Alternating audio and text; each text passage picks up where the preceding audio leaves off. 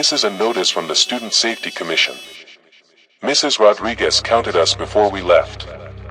6 students for the Natural History Museum trip. Me, Sarah, Marcus, Jenny, David, and Lisa. She checked her list twice. 6 students present, she wrote on her clipboard. But when we got to the museum, something was wrong. The guide handed out 7 audio devices, 7 activity packets, 7 name tags. Mrs. Rodriguez didn't notice. None of us questioned it. 7 felt normal. Emma was sitting next to me on the bus ride back. I don't remember her getting on at school. Brown hair in a ponytail. Wire-rimmed glasses. Navy blue hoodie with our school logo. She knew my name without introduction.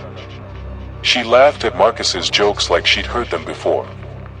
Emma fit perfectly into our group conversations. Like she'd always been there. But I started with 6 friends this morning. Now I have 7. Sarah pulled me aside during lunch. "Do you remember Emma from math class?" she whispered. I tried to think back to second period yesterday. The seats, the faces, Mr. Kim calling attendance. Emma's desk was 3rd row, second from the window. She always sat there. She raised her hand when Kim asked about quadratic equations. But yesterday there were only 24 students in that class. Today I remember 25. The memory shifted while I was thinking about it. Mrs. Rodriguez kept checking her roster. 6 names on the official list. But 7 students following her through the dinosaur exhibit. She'd count us with her finger, moving left to right across our group. 1, 2, 3, 4, 5, 6. Her finger would hover in the air. Then she'd start over. 1, 2, 3, 4, 5, 6, 7. 7 felt correct. The number 6 felt wrong. Like forgetting something important. Emma knew things about the museum displays before reading them. She told David about the T-Rex's damaged left arm while we were still walking toward the skeleton. She described the meteorite in the geology section before we entered that wing. "My favorite part is coming up," she said, leading us toward the prehistoric mammals exhibit. The placard there was faded and hard to read. But Emma quoted it perfectly from memory. Word for word. I took photos throughout the day. Group shots by the dinosaurs. Silly poses near the mineral displays. Emma appeared in every picture. But when I scrolled through my camera roll from this morning, Emma was there too. In the school parking lot before we left. Standing with us by the bus. Her navy hoodie visible in the background of earlier photos. The timestamp showed 7:45 a.m. But Emma only became noticeable around 9:30 a.m. when we arrived at the museum. Jenny found Emma's reflection missing in the bathroom mirrors. She called me over to look. 6 girls washing hands. 7 girls visible in the room. Emma stood right between us but cast no reflection. "The lighting's weird in here," Jenny said quickly. We both looked away. Neither of us mentioned it again. But I kept glancing at mirrors for the rest of the day. Emma never appeared in any of them. She left no reflection anywhere. The bus ride home confused our driver. Mr. Garcia counted 7 students boarding, but his manifest showed 6 passengers.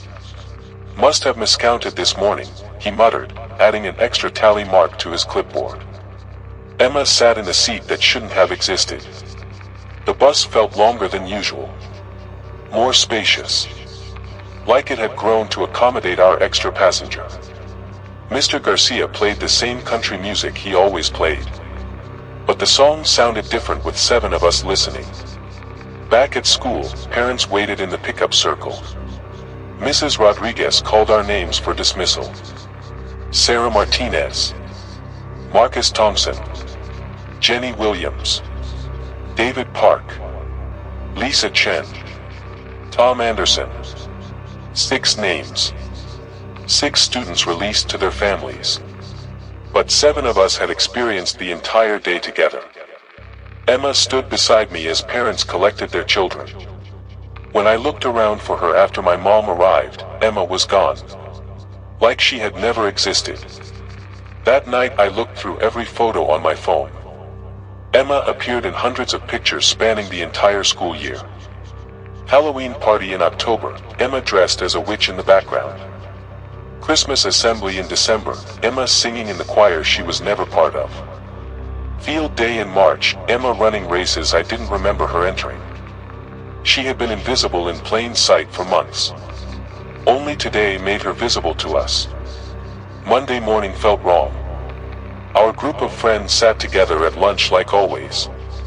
But the table felt too small. We were missing someone. Sarah kept looking at the empty chair beside her. Feels like someone should be sitting here, she said. Marcus agreed. We all felt the absence. The missing 7th member of our group. But none of us could remember who was supposed to be there. Mrs. Rodriguez submitted her field trip report that afternoon. 7 students attended the Natural History Museum. 7 permission slips collected. 7 lunch vouchers used. 7 transportation fees charged. But her original roster listed only 6 students. The discrepancy created administrative confusion. The principal called her to the office. How can you take 7 students when only 6 were approved? Mrs. Rodriguez stared at her paperwork. She couldn't explain the math. I found Emma's school ID in my backpack Tuesday morning. Laminated card with her photo and student number. Emma Chin, grade 10. But no Emma Chin appears in our school directory. Her ID number doesn't exist in the computer system. The photo shows the girl I remember from the museum trip. Brown hair, wire glasses, navy hoodie. But according to official records, this student never enrolled. Never existed. Never took a field trip with us. Other classes report similar experiences after field trips. 7 students return when 6 departed. Additional group members who feel familiar but have no documentation. These extra students integrate seamlessly into friend groups during trips away from school. They know inside jokes and personal details. They appear in photos and create lasting memories. But they vanish when normal routine resumes, leaving only evidence of their temporary existence. The investigation reveals a pattern spanning multiple schools across the district. Field trips consistently report attendance numbers higher than approved student counts. The additional students always blend perfectly into their assigned groups. They know inside jokes and personal details. They appear in photos and create lasting memories. But they vanish when normal routine resumes, leaving only evidence of their temporary existence. But the investigation also reveals something darker. Every group that experiences an extra member reports feeling more complete afterward. Like they finally have the right number of friends. The groups function better. Their social dynamics improve permanently. They stop missing whoever used to be with them. They can't quite remember who that person was, but they know someone used to sit with them who doesn't anymore. The extra student doesn't add to groups. She replaces. She studies the dynamics during field trips to identify who fits least. Who contributes the minimum to conversations. Who would be missed the least if they simply weren't there anymore. She finds the weak link. The forgettable one. The member who was barely holding their place in the group anyway. Then she takes that place. I keep looking at our lunch table. 6 chairs around it now. But the table used to seat 7. I can see the faded marks where another chair used to sit. The worn spots on the floor where someone's feet used to rest. The extra space that doesn't feel empty because we've adjusted to filling it with 6 people instead of 7. We're happier as a group of 6. More balanced. But I have this persistent feeling that we used to be 7. Our group chat has 6 members. The message history goes back 2 years. All our conversations, our plans, our inside jokes. 6 voices throughout every exchange.